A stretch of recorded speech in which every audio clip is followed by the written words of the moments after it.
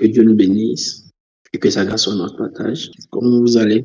Dieu merci si ça va bien chez chacun de vous. Dieu merci. Dieu merci si ça va bien. Et devons ensemble avoir dit merci à Dieu pour sa grâce. Prions aussi. Parlons à Dieu. Disons-lui merci pour sa grâce. Prions. Disons merci à Dieu. Disons-lui merci. Disons-lui merci. Continuons de dire merci à Dieu. Continuons de dire merci à Dieu. Dobroza ikinda glory da kafa uzundu. Yonder glory no. Also kinda kafa uzundu. O Lord of Brondo Santa Causa de Yada Bragging the glory and the Gobudo Santa Capa de Mama Beyond the Gobudo Santa glory and Mama Lindo Bruso Mama. Nous allons encore prier le Seigneur. Nous allons encore dire merci à Dieu pour tout ce que nous avons reçu de lui durant le message sur la foi. Pour sa grâce qu'il a fait couler sur nous pendant le message sur la foi, pour notre niveau de compréhension qu'il a élevé sur la foi. Prions ensemble le Seigneur, parlons à Dieu. Parle à Dieu. Prie le Seigneur, parle à Dieu. Continuons de prier le Seigneur, continuons de parler à Dieu. Continuons de parler à Dieu. Pour ce que nous avons reçu, continuons de le dire. Merci pour ce que nous avons reçu comme message sur la foi. Continuons de parler à Dieu. Merci pour toutes ces révélations que nous avons reçues. Merci pour toutes ces paroles, pour tous ces enseignements que nous avons reçus sur la foi. Merci Seigneur éternel. Merci Seigneur éternel. Merci. Merci. Amen. Amen. Ok, on va lire. Le président Dali a mis des textes. On va les lire tout à l'heure. Mais je voudrais donner comme une conclusion sur le message, sur la foi. Et puis on va entrer dans le message d'aujourd'hui. Est-ce que vous avez commencé à lire le livre? Est-ce qu'on a commencé à lire le livre? D'accord. C'est le chef de classe seul qui a lu alors. Les autres, où êtes-vous? Président Dali, toi tu as beaucoup de livres sous la main. Hein? Mais toi-même, à présent d'aller ensemble que le ministère de la compassion, là, ça t'attire plus même que les autres choses. C'est bien. Et ça se sent. Les autres, est-ce que vous avez commencé à lire le livre sur la personne? C'est super. Pasteur Stéphanie, tu es là. Lis un passage. Luc 8, verset 18. Luc 8, verset 18. Prenez donc garde à la manière dont vous écoutez, car on donnera à celui qui a, mais à celui qui n'a pas, on notera même ce qu'il croit avoir. D'accord. Comment nous comprenons ce passage? Parce que ce passage, j'ai longtemps eu tendance à croire par ce passage qu'il n'y a pas de rapport entre écouter et puis le fait d'avoir ou ne pas avoir. Pasteur Stéphanie, qu'est-ce que tu en penses? Je pense qu'il parle plutôt de ce qu'on reçoit quand on écoute, parce que quand on écoute, on reçoit quelque chose. Voilà. Et auparavant, avant ça, il parlait du fait que la parole de Dieu était comme une semence et que nous étions des terres. Ok. Je veux que tu lises la même version, selon Parole vivante. Donc, je t'envoie ça. Je t'ai envoyé. Je t'ai envoyé ça sur WhatsApp. Tu peux envoyer sur la plateforme aussi. Je n'arrive pas à faire venir ça sur la plateforme. Donc, ça va. Luc 8, 18. Luc 8, 18. Selon Parole vivante. Faites donc attention à la manière dont vous écoutez, car on donnera encore davantage à celui qui accepte ce qu'il a entendu, mais à celui qui ne se l'approprie pas, on enlèvera même ce qu'il croit avoir. Ainsi, c'est plus clair, n'est-ce pas? Avec cette version, on comprend mieux ce verset. Est-ce qu'on comprend mieux ce verset tous? Alors, il y a quelqu'un dans la classe? Le verset nous dit que notre manière d'écouter est déterminante, mais notre capacité à accepter ce qui est enseigné déterminera si on recevra ou bien on perdra. Faites donc attention à la manière dont vous écoutez. Quand on donnera encore davantage à celui qui accepte ce qu'il a entendu. Tu peux écouter, c'est bon, Mais si tu n'acceptes pas dans ton cœur, tu ne recevras rien de ce qui a été enseigné. Tu peux écouter, c'est bon. Mais si tu n'ouvres pas ton cœur pour recevoir, si tu n'ouvres pas ton cœur pour t'approprier ce qui est enseigné, tu ne recevras rien. Mais bien au contraire, tu es sur la voie de perdre même ce que tu croyais avoir. Chaque fois que Dieu veut enseigner son peuple sur quelque chose d'utile et de nouveau, il fait ce qu'on appelle, il met l'emphase sur la nouvelle chose parce qu'il est prêt à rendre caduque ou bien à faire avancer son peuple sur une nouvelle révélation. Quand Jésus vient, il dit, je ne suis pas venu annuler la loi, je suis venu l'accomplir.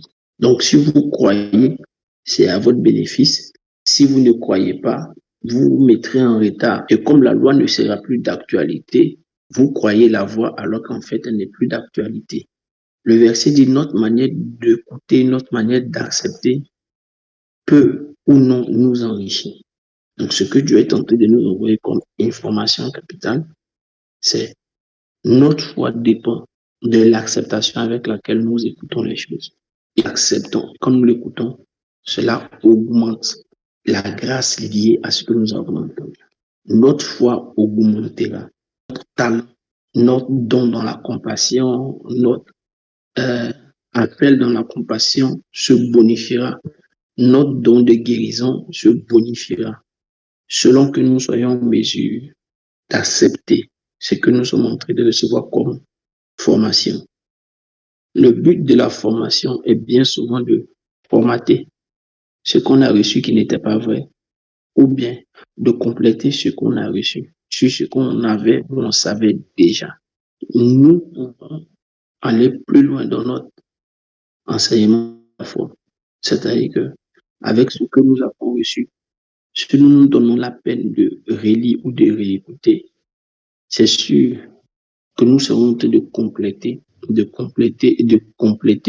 dans notre vase le dépôt que nous avons reçu sur la foi. Amen. Dieu nous bénisse. Faisons donc attention à la manière dont nous écoutons, car cela déterminera si on recevra ou si on perdra le peu qu'on a. Que Dieu nous fasse grâce et que Dieu nous bénisse. Nous allons lire le texte que le président Dali nous a donné. 1 Corinthiens chapitre 12. 1 Corinthiens chapitre 12 à partir du verset 4. 1 Corinthiens chapitre 12, verset 4 à 12. Il y a diversité de dons, mais le même esprit. Diversité de ministères, mais le même Seigneur. Diversité d'opérations, mais le même Dieu qui opère tout en tous. Or, à chacun la manifestation de l'esprit est donnée pour l'utilité commune. En effet, à l'un est donné par l'esprit une parole de sagesse, à un autre une parole de connaissance, selon le même esprit, à un autre la foi, par le même esprit, à un autre le don des guérisons, par le même esprit, à un autre le don d'opérer des miracles, à un autre la prophétie, à un autre le discernement des esprits, à un autre la diversité des langues, à un autre l'interprétation des langues.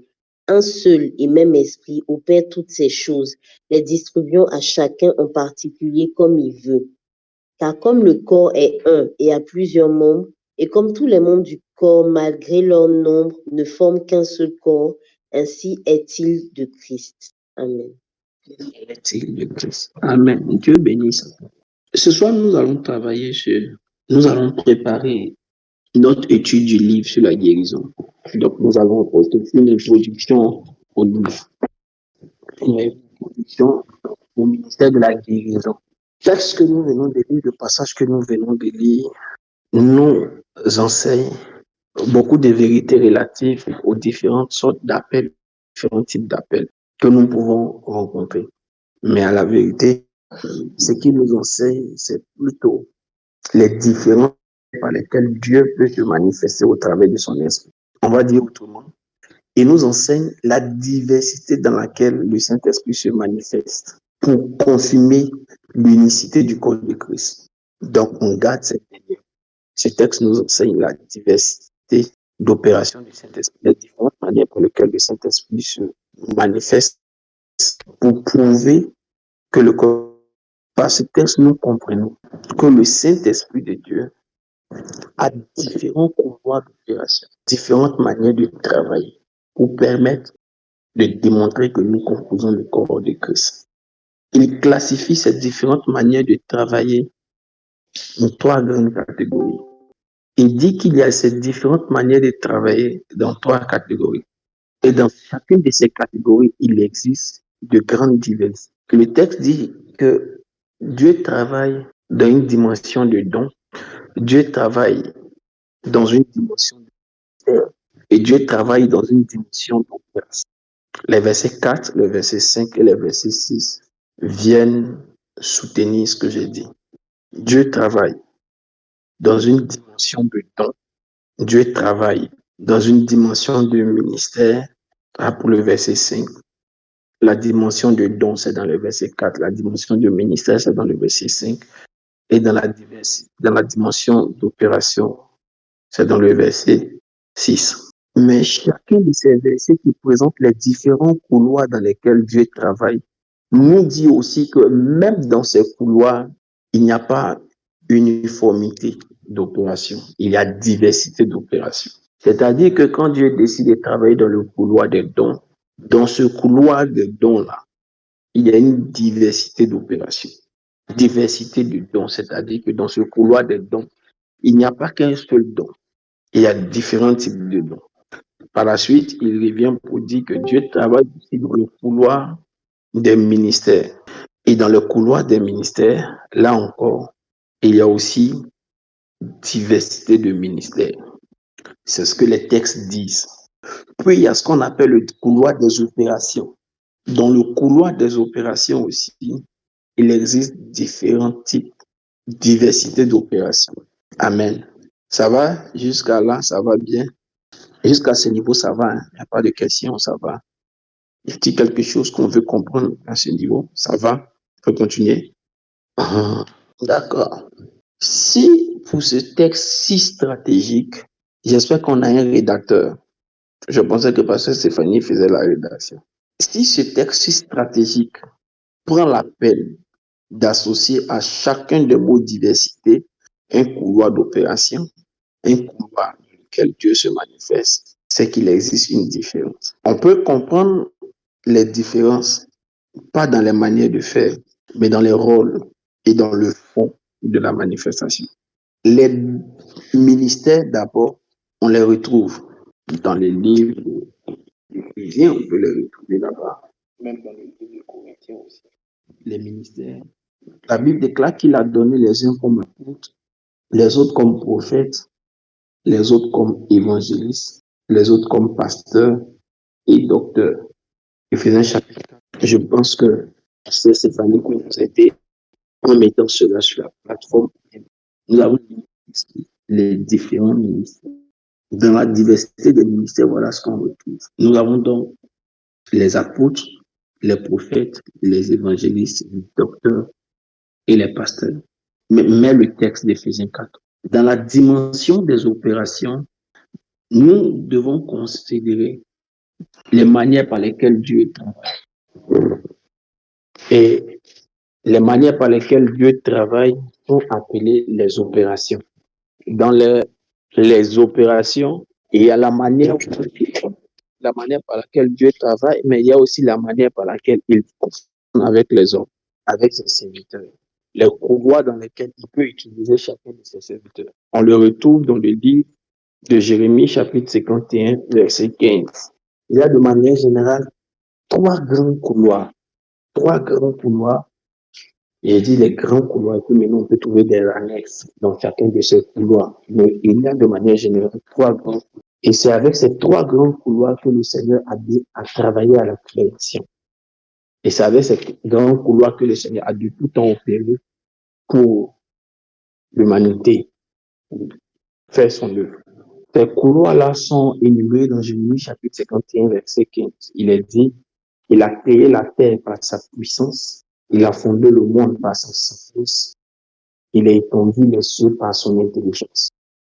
Nous sommes en train de parler des opérations, le couloir dans lequel Dieu a manifesté une partie de sa divinité pour apporter quelque chose. Donc, on parle des opérations. Dans ce passage de Jérémie 51, verset 15, les trois opérations qui ressortent sont premièrement l'opération par la puissance, l'opération par la puissance qui a permis de créer la terre, c'est-à-dire la matière, l'opération par la sagesse qui a permis d'établir le monde, les différents systèmes de pensée, puis l'opération par l'intelligence qui a permis d'étendre des cieux, l'ensemble de tout ce qui est, je dirais, caché et relève la science. Donc ça, c'est l'opération de l'intelligence. Ça va jusque-là, on comprend bien. Ça va jusque-là, ça passe. Est-ce qu'on comprend? On est en train de lever le niveau. Hein. Là, on est en train de lever le niveau. On n'est plus en train de... C'est une répétition pour certaines personnes. Les opérations, l'opération par la puissance. Parce que Stéphanie, je ne suis pas d'accord avec ce que tu as dit. L'opération par la puissance. Tout est contenu dans la création. L'opération par la puissance a créé la terre. Il faut comprendre par créer la matière. Alors que si tu mets juste en parenthèse création, c'est comme si c'est la puissance qui a tout créé. Là, on est en train de démontrer comment Dieu a tout créé au commencement. Donc, au lieu où tu as mis puissance, il faut mettre création de la matière, ce qui est visible. Voilà. L'opération de la sagesse, c'est le système de pensée. Et l'opération par l'intelligence, c'est, on dit l'étendue, les cieux. Les cieux, c'est tout ce qui est complexe, tout ce qui nécessite de la réflexion, de la recherche pour découvrir. Oh oh. Maman, ça s'entrecoupe chez toi. Ça doit être un problème de réseau. Donc, vous allez voir que Jean dit au commencement, Dieu créa les cieux et la terre. C'est ça? Non, c'est Genèse qui dit au commencement, Dieu créa les cieux et la terre. Jean, quant à lui, dit au commencement était la parole était avec Dieu, la parole était Dieu, et c'est par elle que Dieu a fait toutes choses. Et nous savons que la parole est le tout de Dieu. La parole, là, c'est le tout de Dieu.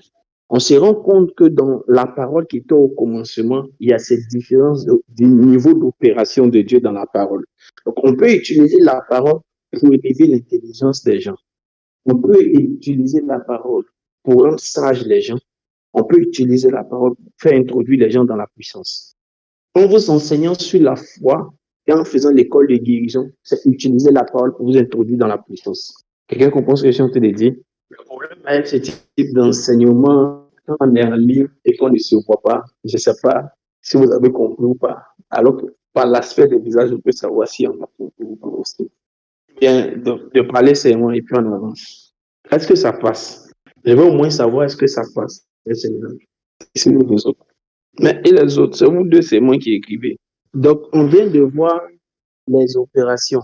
On a défini les ministères et leur diversité. On a défini les opérations et leur diversité. On n'entre pas dans le fond de la chose. Ça peut être objet, c'est un autre, ailleurs. C'est pas ici, on va en parler.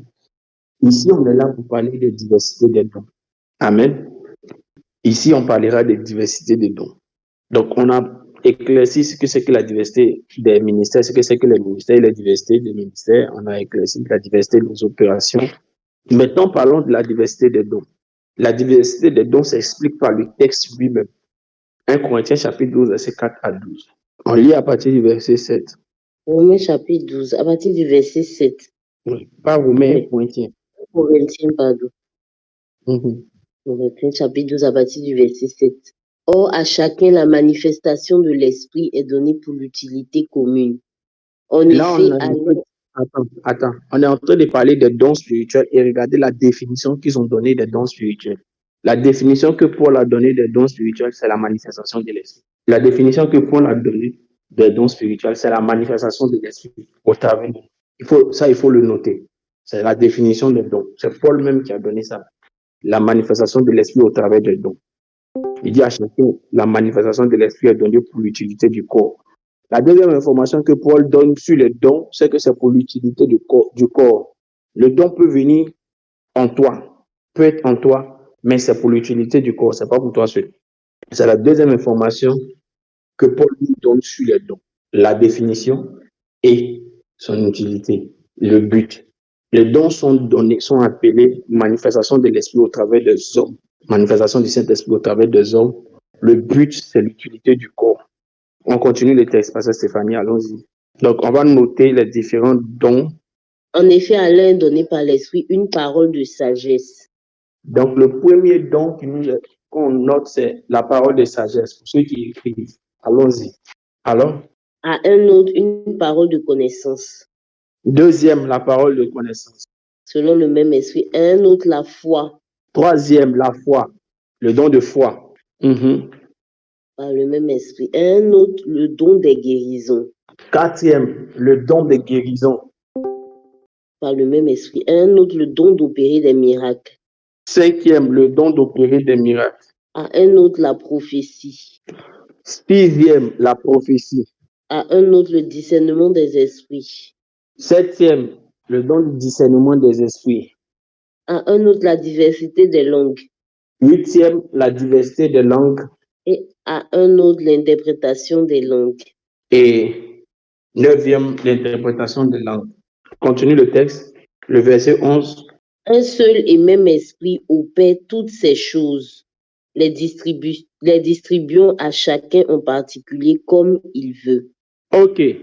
Voici les 9 dons qui sont cités et d'autres informations viennent. Cette diversité de dons sont donnés par le Saint-Esprit.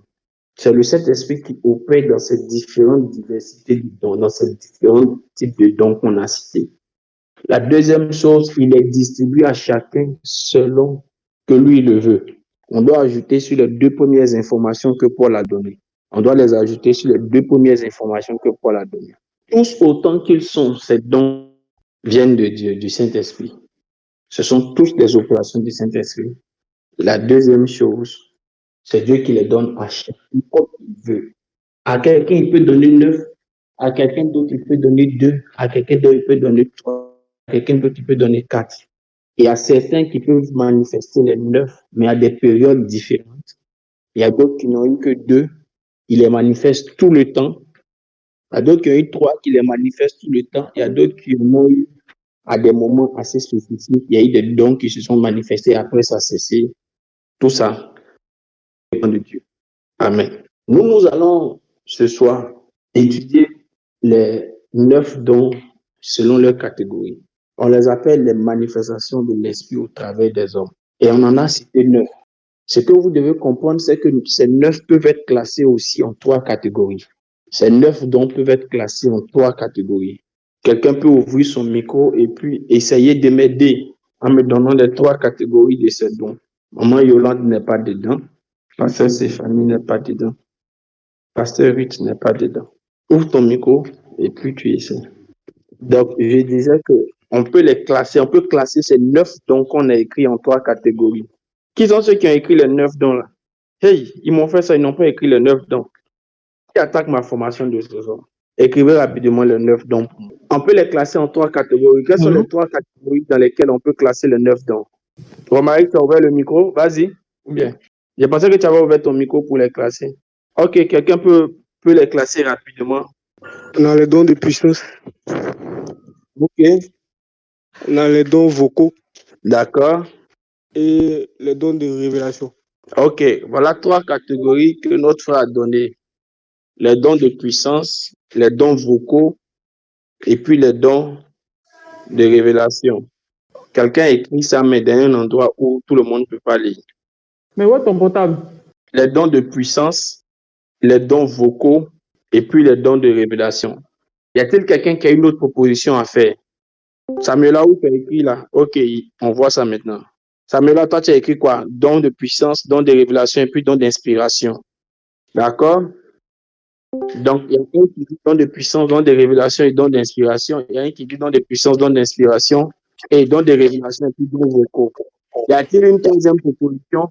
Est-ce qu'il y a une troisième proposition ou bien on va avec les 2 propositions? D'accord, donc on va avec les 2 propositions. Ce que nous devons comprendre, les 2 propositions sont les mêmes. Il est dit don de puissance, don de révélation, catégorie de don de puissance, catégorie de don de révélation et la catégorie de dons vocaux ou dons d'inspiration. Donc, les dons d'inspiration sont aussi appelés les dons vocaux. Voilà. Donc, c'est la même chose. Voici donc les 3 dons, les 9 dons pour les 3 catégories. Essayons de les classer. J'explique. La catégorie des dons d'inspiration ou les dons vocaux prennent en compte l'ensemble des dons qui, pour leur manifestation, se font de manière générale par la bouche et sous une impulsion particulière qui vient du Saint-Esprit sur nous à un moment T. La catégorie des dons vocaux, les dons d'inspiration, sont les dons qui, pour leur manifestation, se font exclusivement et habituellement par la bouche, de manière vocale, et qui, pour se déclencher, nécessitent bien souvent une inspiration particulière du Saint-Esprit à un moment T. Donc, voici les 9 dons. Quelqu'un peut nous aider rapidement à trouver les éléments qui sont dans la catégorie des dons vocaux, les dons d'inspiration. Nous devons tous être au même niveau d'information. Parce qu'à partir de la semaine prochaine, nous allons entrer dans le livre et on ne va pas durer dans le livre. On est en train de finir les 2 mois. Si on doit avoir une rallonge, la rallonge, on doit l'avoir pendant qu'on a commencé à travailler. On ne reste pas tout le temps à l'école. Et puis quand on sort de l'école, on vieillit, on ne peut plus travailler. C'est pas comme ça. Nous, on va sortir pour aller travailler. D'accord, j'attends les propositions. Quels sont les 3 dons qu'on peut mettre dans la catégorie des dons d'inspiration et des dons vocaux? Ouvre ton micro. Oui, allez-y. Rapidement.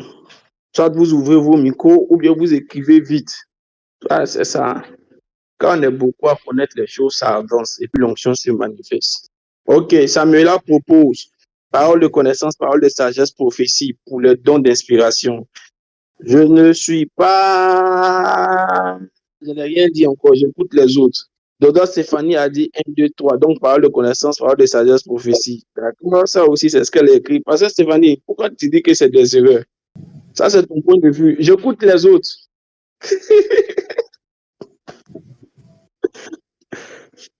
J'écoute les autres. Comme on a écrit parole, donc immédiatement, on peut penser à ça. C'est bien. Donc, vous voyez l'utilité de l'information d'aujourd'hui. Ça peut vous permettre de corriger certaines choses qu'on croyait. Une proposition, Romaï, don de prophétie, don d'interprétation des langues et don de discernement. D'accord? C'est sa proposition. On prend une dernière proposition et puis on avance. Ah, mais là, le patron est là. Hein. 3 et 5. 3 et 5, c'est quoi? Prophétie et puis don d'interprétation des langues. D'accord? Il manque un. De manière générale, les 3 groupes, chaque groupe a un don, a 3 dons dans chaque groupe. Samuel revient en puissance en disant prophétie, diversité des langues, discernement des esprits. Parce que Stéphanie, son boss est là, donc elle est obligée de jouer son bateau. Elle va pas...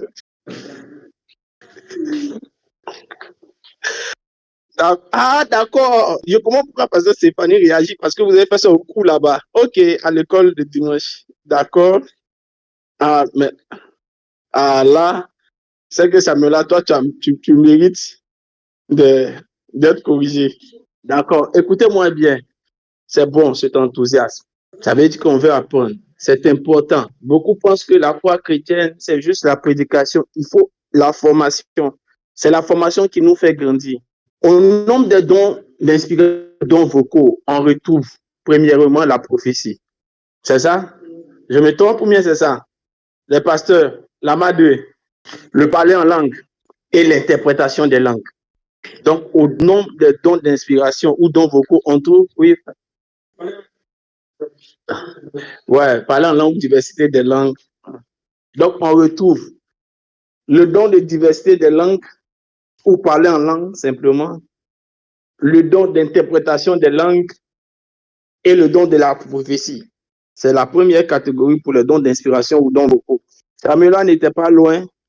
Maman Kona aussi a donné 2, donc elle avait 2 dedans. Il y a le dernier qu'elle n'avait pas cité. Pas qu'elle n'a pas trouvé, elle n'a pas cité. En fait, elle voulait laisser les jeunes gens dire le dernier, mais bon, les jeunes gens n'ont pas compris. C'est des jeunes, je les comprends.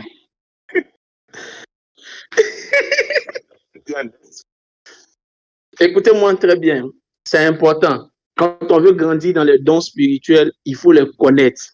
Dans la Bible, c'est ce que tu connais que tu peux exercer. C'est dans ce que tu comprends que tu peux évoluer. C'est dans ce que tu connais que tu peux exercer. C'est dans ce que tu comprends que tu peux évoluer. Je sais de quoi je parle parce que Dieu m'a fait grâce de manifester les 9 dons à des périodes différentes. C'est juste une grâce. C'est pas parce que tu pries beaucoup ou quelque chose d'autre. C'est une grâce. Voilà. Après, il y a les facteurs, mais c'est en grande partie, c'est la grâce de Dieu. C'est surtout et toujours la grâce de Dieu. Amen. Allons comprendre quelque chose.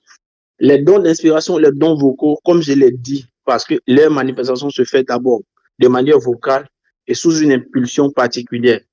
Quand quelqu'un parle en langue, c'est parce qu'il est en train de prier, puis il a senti un souffle qui l'a poussé à parler en langue, jusqu'à ce qu'il devienne très habitué, très relax dans l'esprit, et puis il peut commencer à parler en langue sans forcément attendre que ce souffle-là vienne.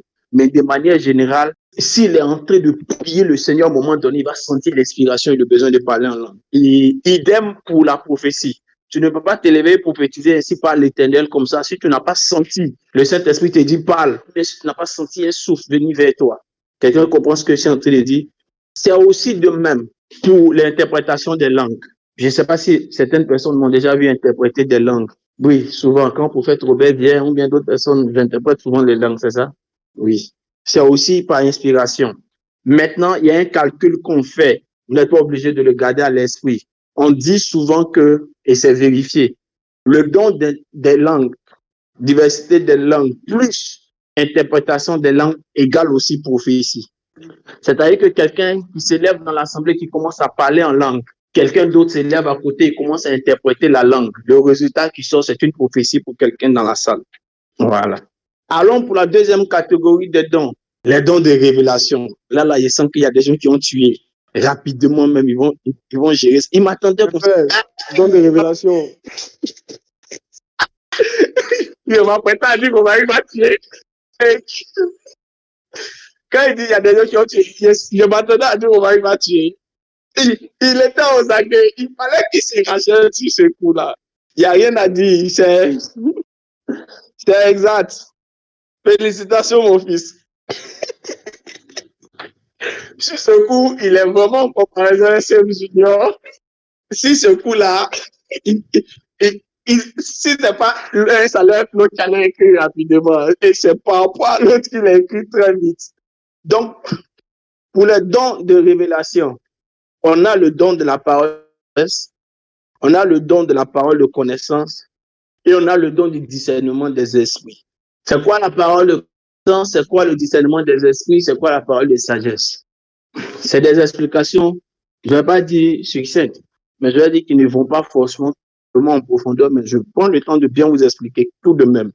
Le discernement des esprits, c'est ce qui nous permet de savoir qu'est-ce qui anime une réaction ou une action. C'est la grande définition du discernement, du don de discernement. C'est la grâce de Dieu qui te permet de savoir, comprendre ce qui anime un individu, une réaction, un événement. Quel est ce qui soutient?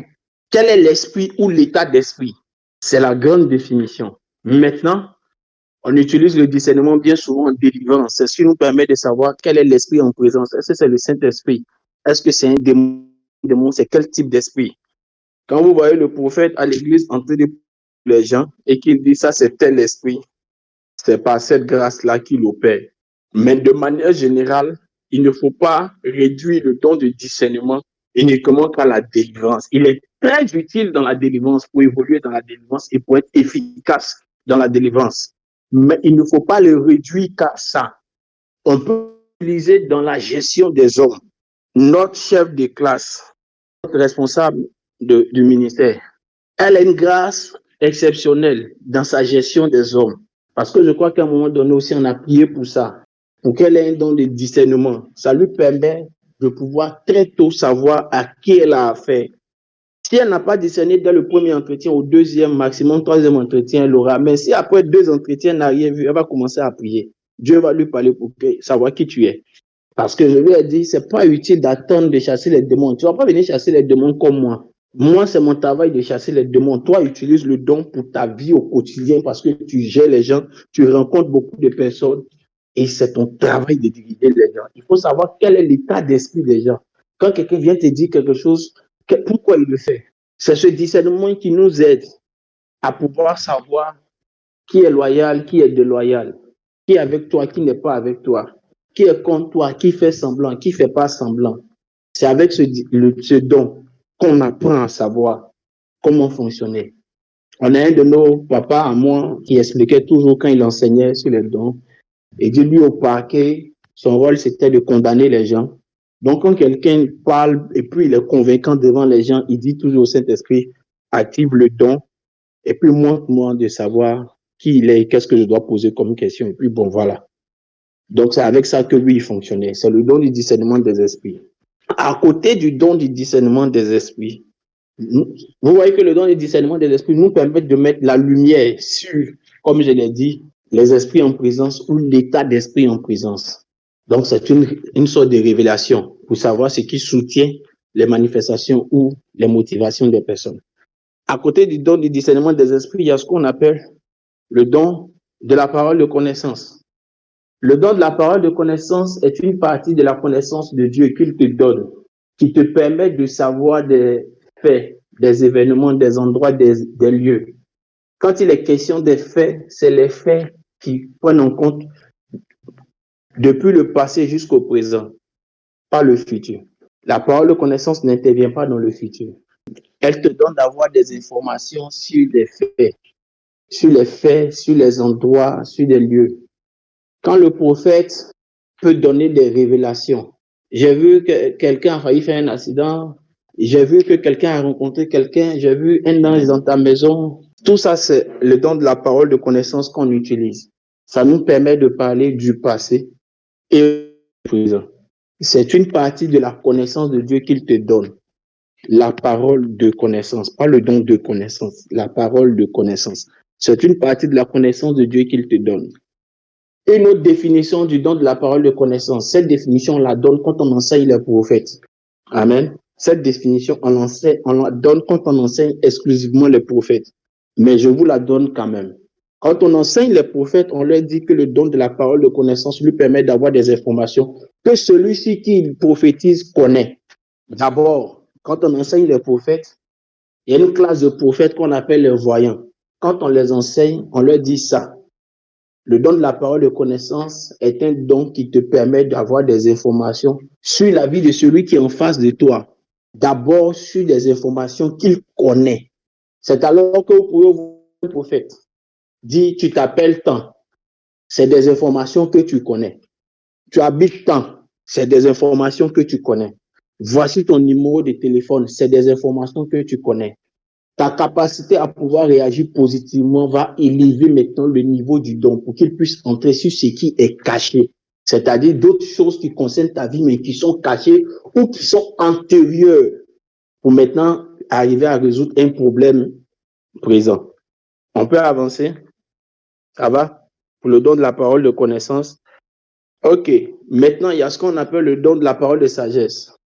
Vous voyez que le don de la parole de connaissance aussi permet de mettre en lumière des faits, des événements et autres, et des noms, toutes ces choses sur des endroits.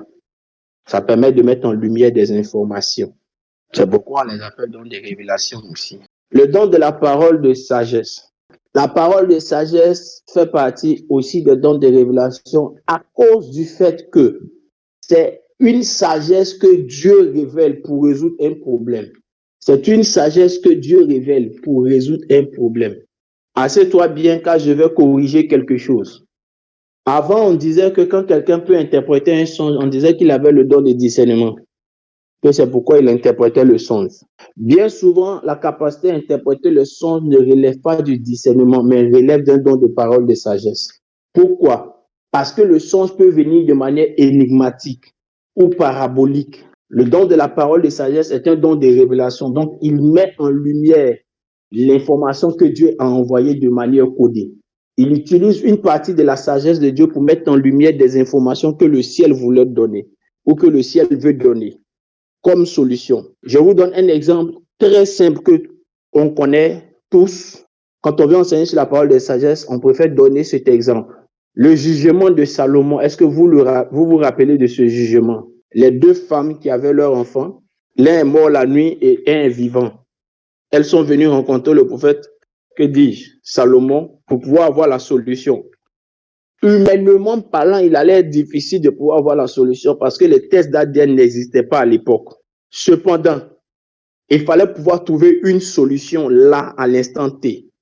Et la solution que Salomon a pu trouver, qu'il a proposée, relève de ce qu'on appelle la parole de sagesse. Il n'a pas donné une parole de connaissance pour dire, voici, j'ai vu en rêve, j'ai vu que pendant la nuit, c'est toi qui as dormi. Il n'aurait pas eu le justificatif, la preuve matérielle. mais il est allé par une parole de sagesse qui a dit coupez les deux enfants, coupez l'enfant. L'instinct maternel qui a suivi a permis de savoir à qui appartenait l'enfant. La parole de sagesse met en lumière des clés.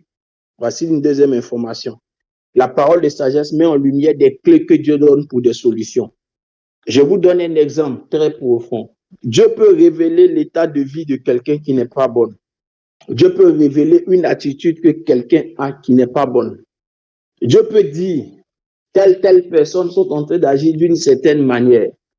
Et leur manière d'agir va le conduire à être une malédiction. Ça annonce des faits comme une prophétie à venir par rapport à une action présente qu'ils ont que peut-être les yeux des autres ne voient pas. Mais Dieu en parle.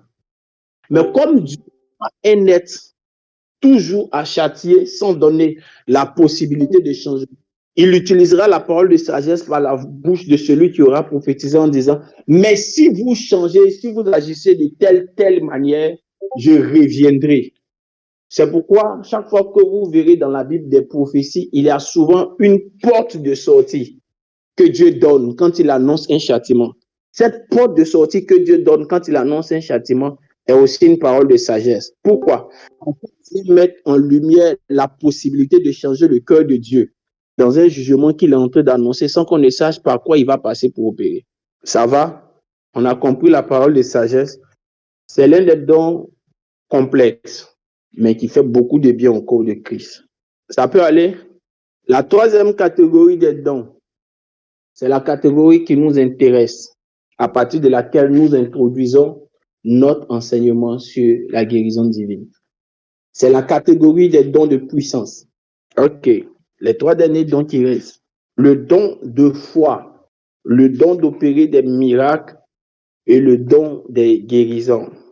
Guérisons, miracles sont toujours pluriels à cause des diversités de guérisons qu'il peut avoir. Oh, rien, capitaine. Dieu te bénisse. À cause des diversités de guérisons qu'il peut avoir ou des diversités de miracles qu'il peut avoir. Le don de foi. I like it. Noël, bonne arrivée.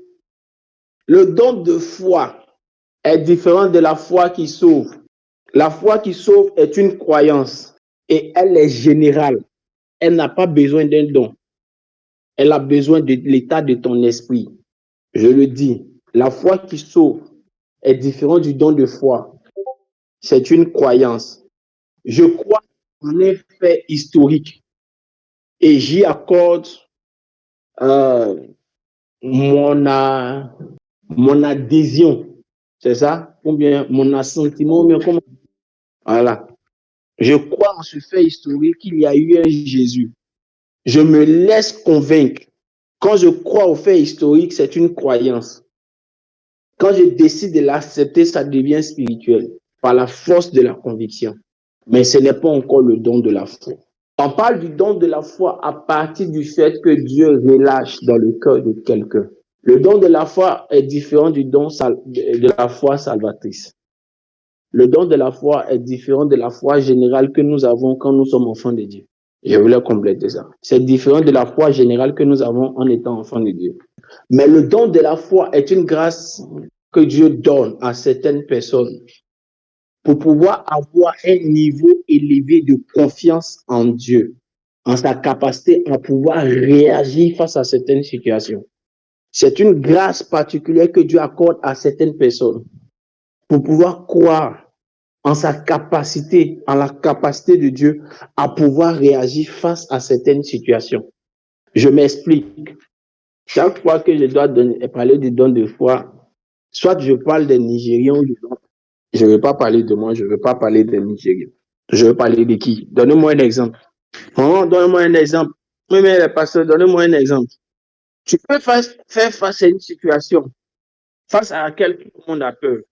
Et puis tu ne comprends pas. Tu es saisi d'une audace particulière.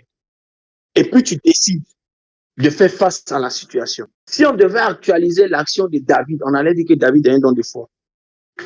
Le don de foi nous confère de l'audace et un courage qui ne s'explique pas toujours. Le don de foi nous confère de l'audace et un courage qui ne s'explique pas toujours. mais qui peut se déclencher comme par une visitation céleste. C'est-à-dire qu'on peut être tous ensemble, on peut créer une situation et puis il y a comme quelque chose qui vient sur toi. Et puis, paf, tu te lèves et puis tu dis, non, ça se fait. On a eu un cas de mort. Notre fils, il y a plusieurs années de cela, avait perdu sa grande sœur. Elle est décédée, je crois, en 2003 ou 2004.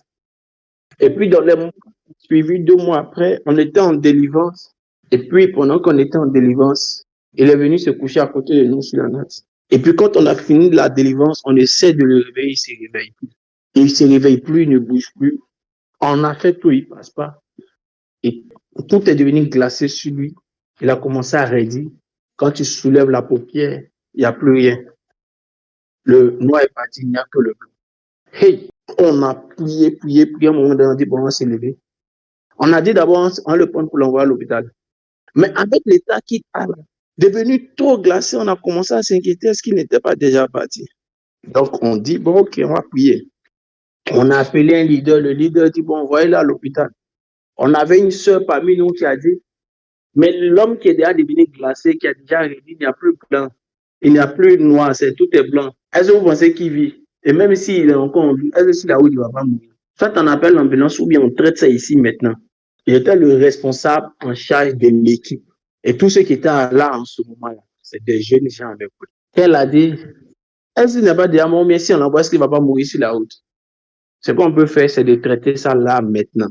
Quand la jeune fille a dit ça, il y a eu comme quelque chose qui a coulé sur nous. Ou quatre. Toi, prends les mains. Toi, va au pied. Toi, prends un pied. Toi, un pied. Toi, une main. Toi, une main. Toi, mets la main sur la poitrine. Le jeune homme est couché sur la natte. Et puis, je prends la tête. Et puis, je commence à accélérer dans les commandes sur lui. Comment. Et les enfants, ils accompagnent les commandes. Ils accompagnent les commandes. On pousse, il n'y a rien. On continue, on pousse, il n'y a rien.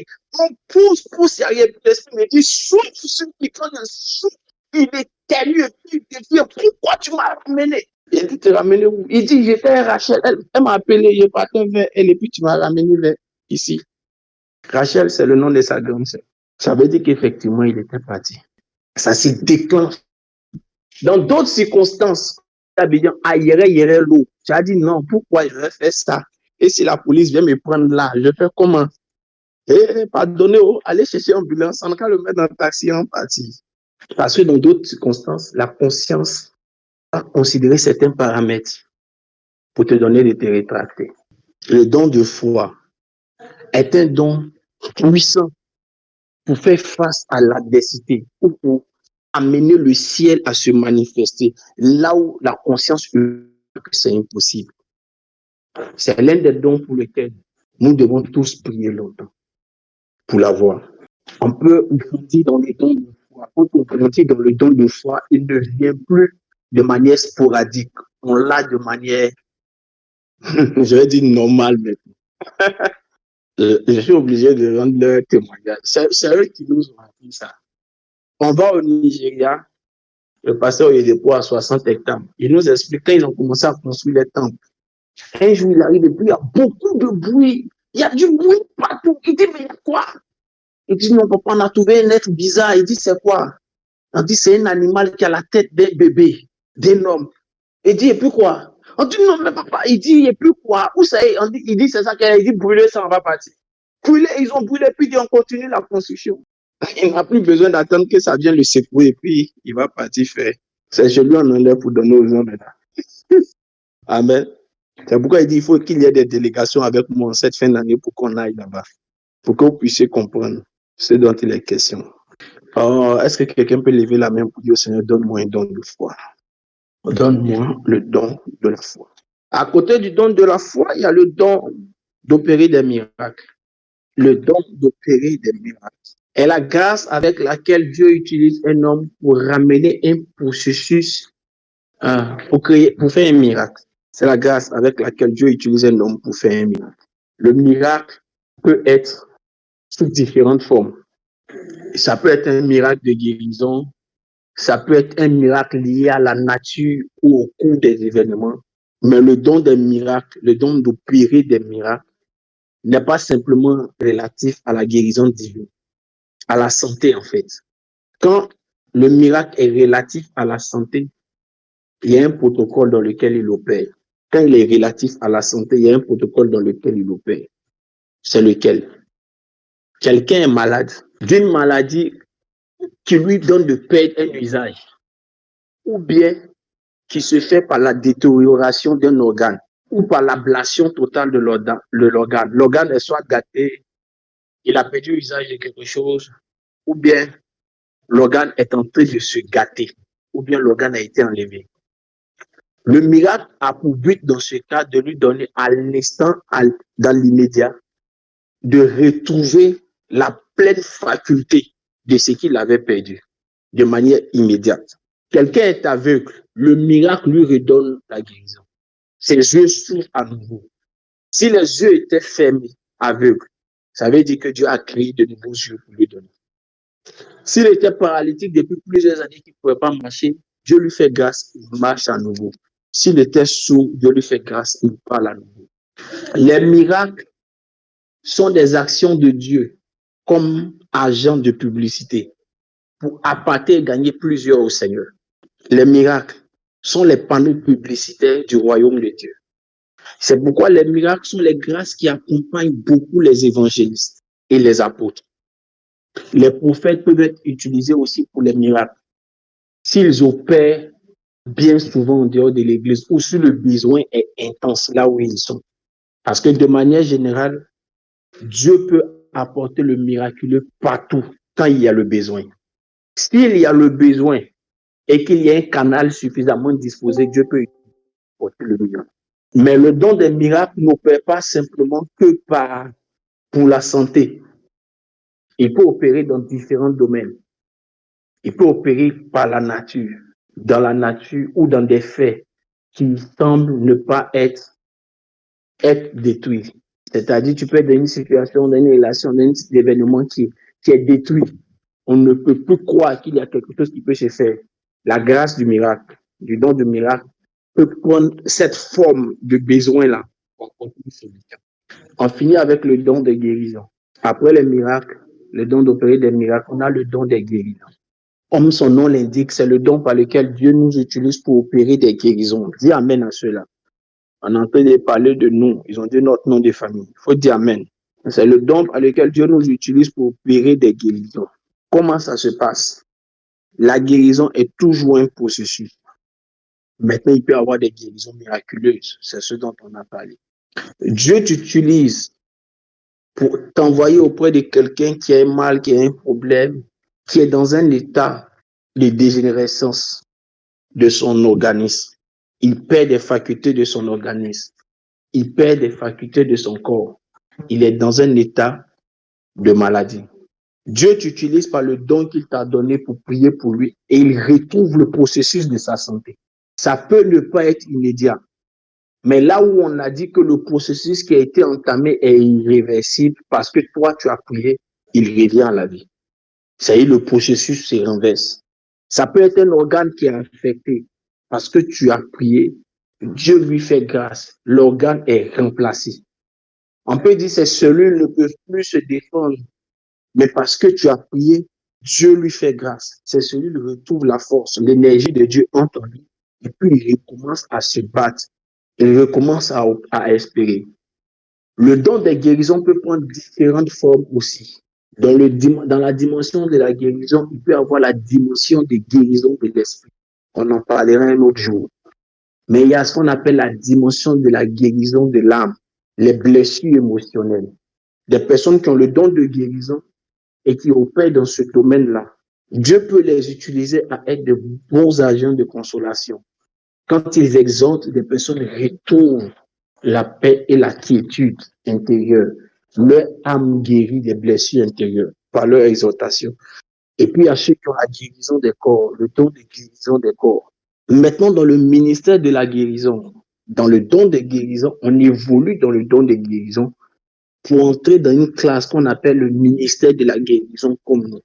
Plus tu évolues dans le don de la guérison, plus tu évolues dans le don de la guérison, plus le don s'aiguise,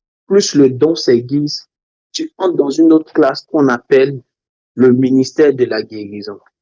Dans le ministère de la guérison, tu enseignes sur la guérison. Yann est à côté de moi, il vous dira que je n'ai aucune note pour vous dire tout ce que je suis en train de vous dire. Pourquoi? Parce que je l'ai pratiqué pendant plus de 22 ans, voire 23 ans. Je l'ai pratiqué, je l'ai enseigné parce que je suis sorti du don pour entrer dans le ministère de la guérison. Dans le ministère de la guérison, tu déploies pas simplement le don, tu déploies la grâce et l'onction de la guérison. C'est-à-dire, tu peux prier pour des personnes pour qu'elles reçoivent le don de la guérison. Pas simplement leur donner la guérison, mais leur donner de recevoir le don de la guérison. Tu peux former des personnes à comprendre le mécanisme de la guérison et à élever leur foi sur le don de la guérison. Je peux vous dire aussi une chose, des personnes qui n'ont pas le don de guérison peuvent opérer dans la dimension de la guérison. Il suffit qu'ils aient la foi pour y opérer. La particularité du don de guérison, c'est qu'il n'y a pas de particularité. Je vais m'expliquer. J'ai dit souvent la particularité du don de guérison, c'est qu'il n'y a pas de particularité pour dire s'il y a des besoins et que Dieu peut trouver un vaisseau, il est capable de faire passer son courant pour guérir. Cependant, il y a des personnes qui sont spécialisées dans certains domaines de guérison. Vous connaissez le révérend Yahya Dion Robert des Églises Baptistes Œuvre Mission? Le patriarche Dion Robert des Églises Baptistes Œuvre Mission opère dans des résurrections. Il y a eu plusieurs résurrections de morts à son actif. Mais vraiment plusieurs résurrections de morts à son actif. Mais l'une clarté du révérend Dion Robert, qui est resté sur lui comme un manteau. Et jusqu'à aujourd'hui, on nous le dit toujours, c'est que si le révérend Dion Robert est en train d'enseigner à la Siamel, ou peu importe l'endroit où il est en train d'enseigner, si vous envoyez 100 paralytiques au pied de la chaire, quand il va finir d'enseigner, les 100 paralytiques vont s'élever et puis vont prendre leur béquille pour partir à la maison. Parce que c'était l'une des particularités avec laquelle Dieu opérait au travers de sa vie. Ok, je confirme. Elle dit qu'elle a vu. Il ne faisait plus de fort. Avant, il opérait comme apôtre. Quand il a commencé l'église, il était un bon évangéliste. En tant qu'apôtre, il devait gagner les âmes. Il faisait des croisades. Après, il a eu beaucoup de fidèles, beaucoup de pasteurs. Il s'est muté en papa, en révérend. Donc, il fallait enseigner les gens. Donc, il a laissé les croisades à ses enfants, toutes ces choses-là. Mais ça n'a pas quitté sa vie. C'est en lui. C'est devenu une grâce. Ce n'est plus que le don, c'est devenu une grâce. Donc, il n'y a aucun effort à fournir pour ça. Il y a une de ces vidéos, il y a 5 ou 6 ans avant, 5 ou 6 ans, peut-être 2 ou 3 ans avant le Covid comme ça. Donc, 5 ou 6 ans environ, où on le montrait en Ukraine ou bien où ça là.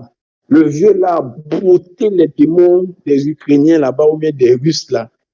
Nous tous, on était choqués. La grâce de la guérison se déploie par la foi. Plus nous étudions un don, c'est-à-dire nous l'étudions comme par la formation maintenant, ou nous l'étudions en lisant tout ce que la Bible dit sur ce don, plus nous le voyons grandir dans notre vie par le mécanisme de la foi. Plus nous étudions un don par des formations comme aujourd'hui, ou en l'étudiant dans la Bible pour découvrir tout ce que la Bible dit à ce propos, nous le voyons grandir. Il y a aussi 2 autres méthodes ou 3 autres méthodes par lesquelles les dons grandissent. C'est de lire les témoignages, les associations par les témoignages. Ça reste toujours des formes d'études, mais les associations par les témoignages sont différentes. Ça nous permet de célébrer les œuvres de Dieu. En écoutant les témoignages de ce que Dieu a fait au travers des gens, tu as déjà le don. Tu veux le voir grandir. Tu écoutes les témoignages de ce que Dieu a fait au travers des gens. Tu regardes les vidéos des campagnes de guérison. Tu regardes et tu lis les livres de témoignages des évangélistes qui ont opéré avec Dieu dans le domaine de la guérison divine. Ta foi grandit. Le don sur toi se met en ébullition parce qu'il a envie de voir Dieu t'utiliser. La troisième chose qui fait grandir aussi le don, la prochaine chose qui fait grandir aussi le don, c'est les associations avec les personnes qui ont le don. les associations avec les personnes qui ont le don. Ça veut dire quoi? Nous partons en retraite de formation, comme je l'ai annoncé, la semaine prochaine. Je vais avec 3 ou 4 personnes. Pendant que nous partons parce que nous partons à assister à une conférence sur la guérison divine. En fait, c'est une conférence de revêtement spirituel. Et c'est la célébration des 40 ans d'anniversaire du révérend Agui Nassaré, qui est l'un des hommes que Dieu utilise les plus dans la guérison dans ces derniers siècles. Après T.L. Osborne, parmi ceux de la génération après T.L. Osborne en Afrique ici, 40 ans de ministère de guérison, 9 nations qu'il a visitées pour des campagnes de guérison. Le nombre de personnes que Dieu a guéries au travers de lui, c'est extraordinaire. Nous partons à la conférence pour créer ce qu'on appelle l'association, pour que la grâce sur lui découle sur nous. Là, quand on revient, on prie avec vous. Quand on va, on prend le temps de prier aussi pour le ministère de compassion et de guérison, pour que Dieu, au travers de nous aussi, fasse de plus grandes œuvres. C'est aussi les méthodes par lesquelles les dons guéris par association. La prochaine dimension qui fait grandir le don et les œuvres du don, c'est l'impactation. C'est-à-dire que tu as déjà le don, mais quelqu'un qui a le don, qui opère à un niveau supérieur à toi, prie pour toi. Quelqu'un qui a aussi déjà le don, mais à un niveau supérieur, prie pour toi. Ici en Côte d'Ivoire, on peut le voir avec le pasteur Mohamed Sanogo, qui a reçu la prière et du prophète Kakou, mais quand l'homme est mort, il avait voulu entrer dans un autre niveau de guérison et d'élever son niveau de croisade d'évangélisation. Il s'est associé au pasteur Doug Howard Mills. Il a servi le pasteur Doug Howard Mills. Il s'est connecté par l'honneur au pasteur Doug Howard Mills. Oui, à Steve Mensa, c'est pour les distributions de dons. À Steve Mensa, c'est pour les distributions de dons. Pasteur Doug. La 5e chose, c'est les semences d'honneur. Les semences. La voie royale pour faire grandir le don, c'est la semence aussi. Quelqu'un l'a déjà, il opère à un niveau particulier. S'aimer dans sa vie, s'aimer dans sa vie, s'aimer dans sa vie, vous donne de recevoir la grâce qu'il transporte. Il n'est plus au stade du don, ni au stade de l'onction qui accompagne le don. Il est au stade de la grâce. Quand on parle de grâce, on parle de manteau. S'aimer donc dans sa vie vous permet de vous connecter à sa grâce et de la voir couler sur vos vies. Et là où on va, on espère par la grâce du Seigneur pouvoir porter une sémence. À la vérité, cela a déjà été fait en début d'année. Quand nous sommes allés en retraite, mon épouse et moi, on a déjà rencontré l'homme de Dieu personnellement et ça a été fait. Il a même prié pour nous avec une parole. J'attends vos témoignages, mes enfants. C'est ce qu'il nous a dit. J'attends vos témoignages, mes enfants. Donc, on va pour rester dans son environnement. Parce que le don grandit par association. Donc, on reste dans son environnement. Et chaque fois qu'il aura ses rencontres, on sera dans son environnement. Pour qu'on ne soit pas à court de voir l'onction asséchée. Maintenant, peu importe ce que tu auras reçu des autres, c'est parce que Dieu a déposé le don d'abord en toi. Et donc, comme c'est Dieu lui-même qui a déposé le don en toi, peu importe ce que tu reçois des autres, tu dois toi-même entretenir cela par une vie constante de consécration. Par une vie constante de consécration. Dis une vie de consécration. Tu dois l'entretenir par une vie constante de consécration. Ce que nous devons comprendre, c'est que on pourra tous aller prier pour les malades. J'espère qu'il n'y a pas de jalousie parmi nous. Mais les résultats seront remarquables juste par la vie de ceux qui auront décidé de se consacrer. Juste par dans la vie de ceux qui auront décidé de se consacrer. Si tu décides de te consacrer, de mettre tout ton cœur dans la chose, de désirer voir Dieu faire des choses avec toi dans ce domaine, plus tu verras Dieu le faire. Amen. Que Dieu nous bénisse et que sa grâce soit notre partage ce soir. J'espère avoir été un instrument de bénédiction pour la vie de plusieurs ce soir. Je veux croire que la grâce du Seigneur continuera à se manifester au travers de nos vies. Je veux te permettre de prier le Seigneur pour lui dire, donne-moi de voir la grâce, le don de la guérison dans ma vie se manifester. Permets-moi, Seigneur, d'être utilisé par toi dans le domaine de la guérison. Prions ensemble, Seigneur. Parlons ensemble. Prions le Seigneur. Parlons au Seigneur. Amen. C'est quoi la consécration? C'est quoi la consécration? Pasteur Stéphanie, ouvrez vos micros rapidement et puis donnez-moi vos points de vue sur la consécration avant que je prie pour la fin. Oui, allons-y. La consécration, c'est le fait de, on va dire, se dédier à quelque chose. Bon, ici, c'est le Seigneur. Donc, on va dire, se dédier au Seigneur, se livrer au Seigneur. Reprends. Se consacrer, c'est se dédier, se vouer, se livrer totalement, en fait. Se dédier, se mettre à part pour quelque chose de précis. D'accord. Pasteur, ouvre ton micro, tu as répété, se mettre à part. D'accord, prophète, c'est un peu ça, ce que Pasteur Stéphanie a eu à dire. Consacrer, pour moi, c'est ça, être dédié, se mettre à part, recevoir, on n'est pas un appel, mais c'est un service entièrement dédié à. D'accord. Rendre sacré sa personne pour Dieu, consacrer. Ok. Se mettre au service de Dieu. D'accord.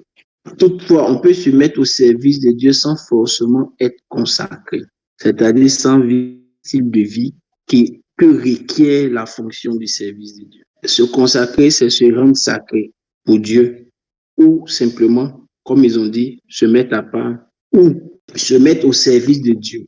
Mais quand on se met au service de Dieu, là, il faut ajouter la vie, vivre la vie qu'il faut, le style de vie que requiert cette. Je vous ai parlé des différentes choses qui peuvent faire grandir l'onction, la manifestation du don dans le cadre, par exemple, de la vie. Quelqu'un qui est consacré se met au service du don de guérison qu'il transporte, de l'appel qu'il a dans le ministère de la guérison au travers de la plateforme. Ça, c'est quelqu'un qui a l'appel, qui se met au service. Quand il se met au service ici, qu'est-ce qu'il fait? Il définit ce qui a été dit, qui peut permettre au don de grandir, et puis il se met à travailler dessus. Là, on parle de quelqu'un qui est consacré. Il a déjà rempli les règles de la sanctification. Il a fini avec le niveau de la sanctification.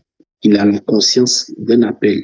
Il se met au service de l'appel et il décide de vivre la vie qui lui donnera d'être pleinement utilisé par Dieu dans ce domaine. La première chose qu'il fait, puisqu'il a déjà dépassé les deux premiers stades qui sont et la sainteté et la sanctification, de le fait de se mettre à servir dedans, il vit une vie qui lui permet à Dieu de l'envoyer plus haut, de l'utiliser plus. Alors, il manifeste une plus grande soif. La consécration a pour base la soif. La soif est le désir de voir Dieu nous utiliser plus, d'être un canal plus utile pour Dieu. La deuxième chose, il meurt plus à lui-même. Quelqu'un qui est consacré, c'est quelqu'un qui meurt plus à sa volonté, pour que la volonté de Dieu se manifeste plus dans le domaine dans lequel Dieu l'a appelé. Vous voyez, non? Quelqu'un qui est consacré, c'est quelqu'un qui décide de mourir plus.